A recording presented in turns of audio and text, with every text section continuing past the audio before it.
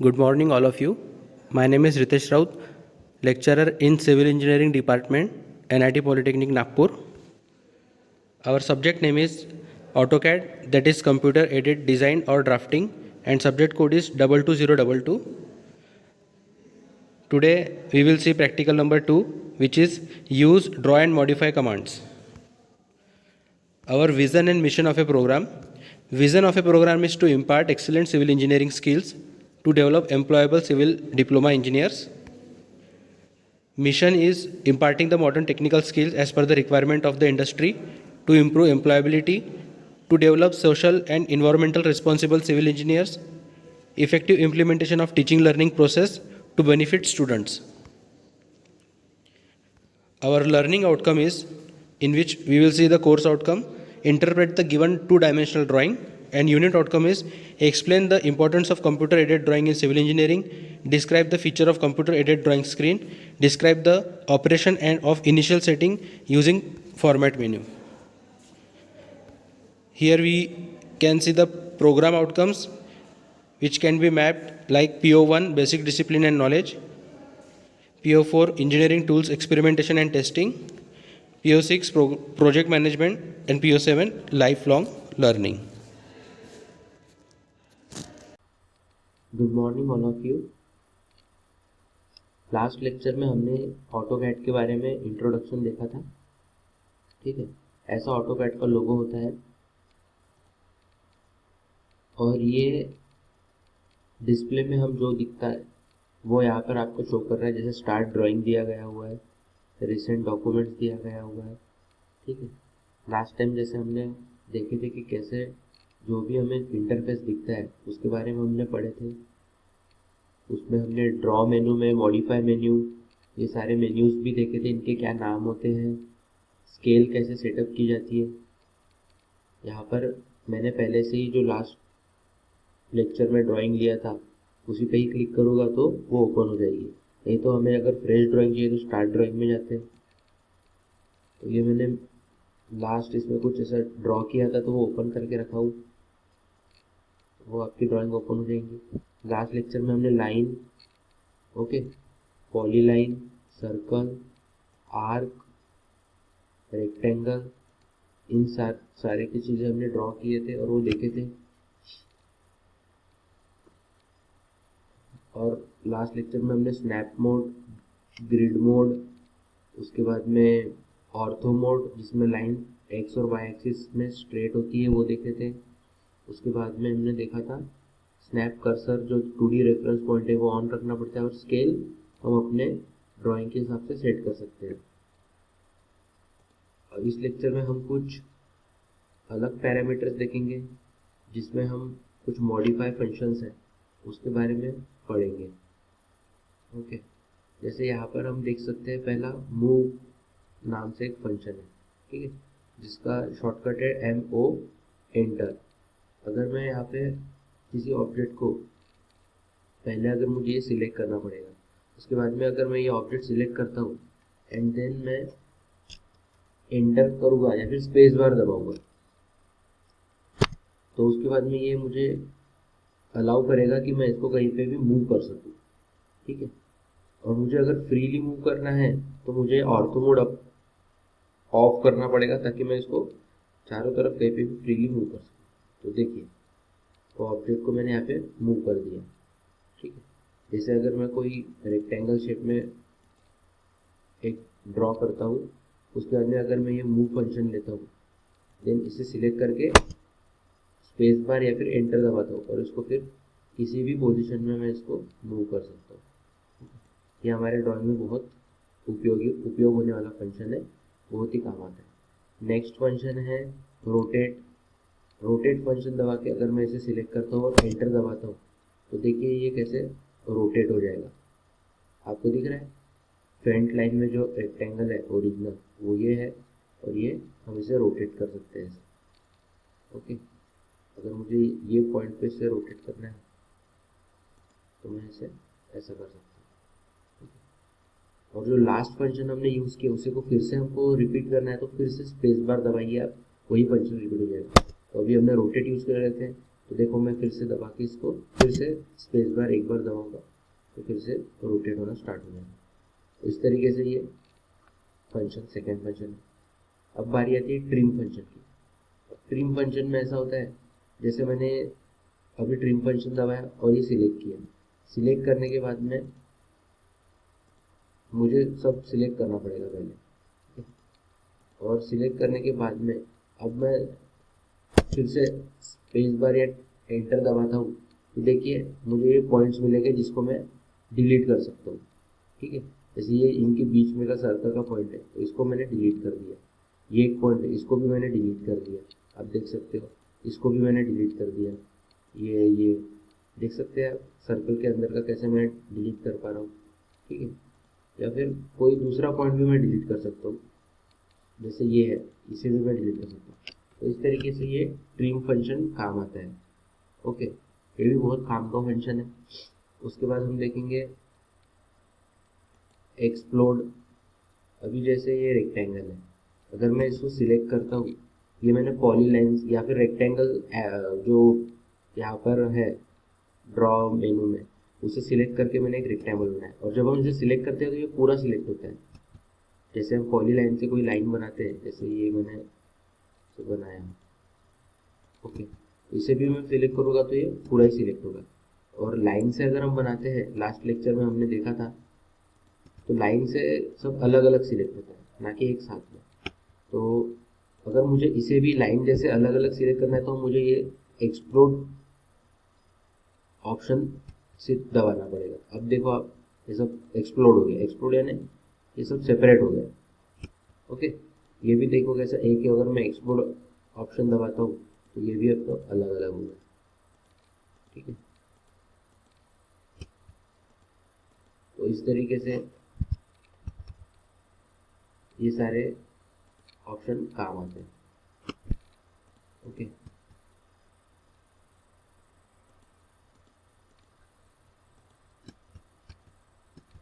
और नेक्स्ट है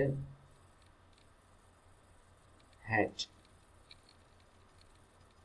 अब इसमें आप देख सकते हो जो पूरी तरीके से लाइन अटैच्ड है। ओके, यहाँ पर मैं कुछ भी फील कर सकता हूँ। ठीक है,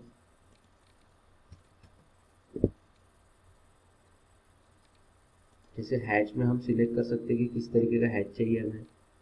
ओके, ग्रेडियंट टाइप का चाहिए तो हम वो भी यूज़ कर सकते हैं। ओके,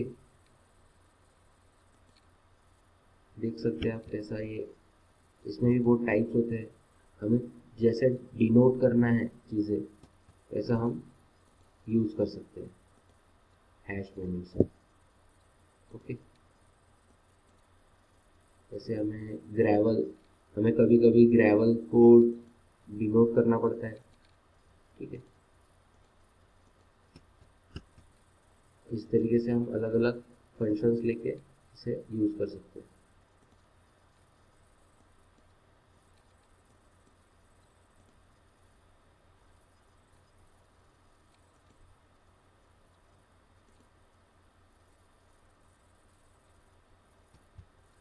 ओके, अभी नेक्स्ट फंक्शन है, इसमें हम देख सकते हैं कॉपी। अब इस कॉपी फंक्शन को सिलेक्ट करने के बाद में मैंने जैसे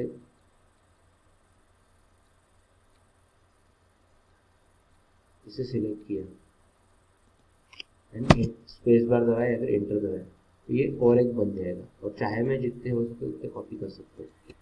ओके, इसे एक हमने सर्कल लिए और मैंने अभी ये कॉपी कमांड लगाया, या फिर आप डायरेक्टली भी दबा सकते हो। ठीक है, तो ये कॉपी अगर मैं करता हूँ और इसे सिलेक्ट करता हूँ ऑब्जेक्ट को, स्पेस बार या फिर एंटर दबाता हूँ तो मैं इसे कॉपी कर सकता हूँ कितने भी बार। ये एक हमारा फंक्शन हो गया। उसके बाद आता है मिरर।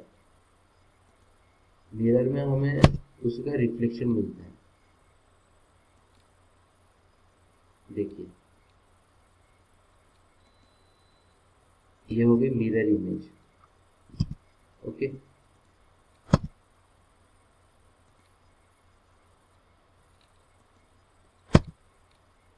ये इसकी मिरर इमेज हो गई। तो ऐसा ही हमें चाहिए रहता है, हम उसे मिरर ऑब्जेक्ट का यूज़ करते हुए कर सकते हैं।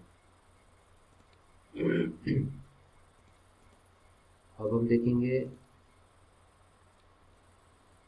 स्केल। अगर यही इमेज मुझे दूसरे स्केल में चाहिए तो मैं इसे जैसे सिलेक्ट करने के बाद एक अमाउंट लिखता हूँ जैसे 20, तो देखिए ये उतना बड़ा हो जाएगा, ठीक है। या फिर मैं इसे सिलेक्ट करता हूँ एंड मैं कोई पॉइंट डिसाइड करता हूँ जैसे 5, तो ये देखिए ऑटोमेटिक उतना स्केल लेके बड़ा हो जाएगा, ठीक है। सर्कल।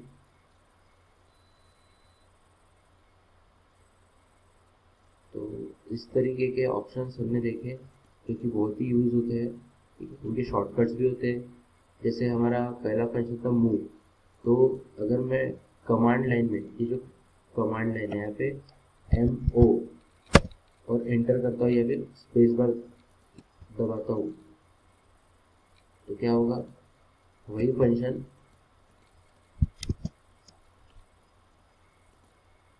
एक्टिवेट हो जाएगा, ठीक है। जैसे मैंने इसे सिलेक्ट किया और एंटर या फिर स्पेस बार दबाया तो ये मूव हो रहा है, एक जगह से दूसरी जगह जा रहा है। ऐसे करते हो तो होगा क्या, नहीं तो नहीं लेके जा सकते। बट हम जब एम स्पेस बार या एंटर दबाएंगे, ठीक है, तो ये मूव कर पाएगा। उसके बाद में हमने देखा था रोटेट, ओके। यहाँ से भी सिलेक्ट कर सकते हैं या फिर RO एंटर भी आपने दबाया तो भी ये देखो रोटेट हो पाना है, ओके। तो हम इस तरीके से भी शॉर्टकट की से भी फंक्शंस यूज़ कर सकते हैं। अभी ट्रिम के लिए यहाँ से भी हम ले सकते हैं मॉडिफायर फिर से, या फिर TR एंटर भी हम सिलेक्ट कर सकते हैं। जैसे हमने पूरा सिलेक्ट करके TR एंटर या फिर स्पेस बार दबाया तो फिर देखिए कैसा ये ट्रिम हो रहा है, ठीक है।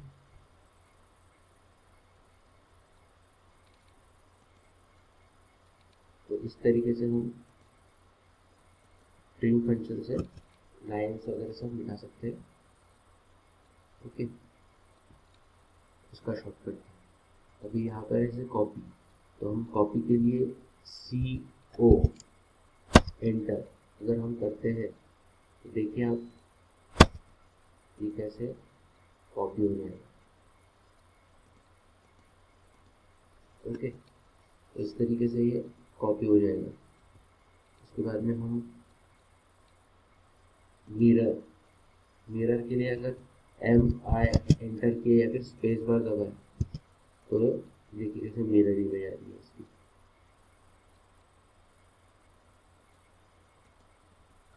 ओके।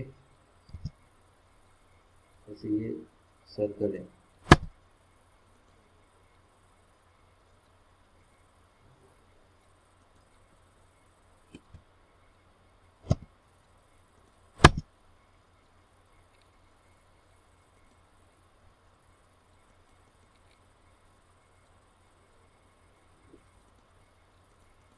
तो इस तरीके से ये शॉर्टकट की है।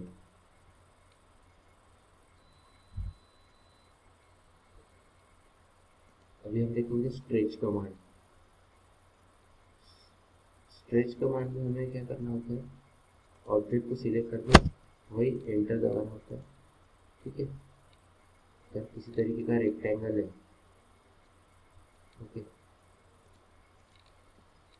और हमने ये स्ट्रेच कमांड यूज़ की है तो देखो ये कैसे स्ट्रेच हो रहा है। तो इस तरीके से हम किसी भी चीज़ को स्ट्रेच कर सकते हैं एक लेवल तक के। अगर हमने इसको सिलेक्ट किया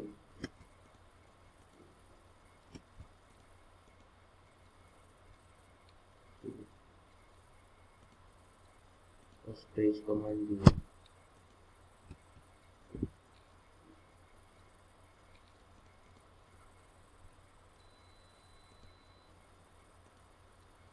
तो हम इसे ऐसा स्ट्रेच कर सकते हैं, ओके।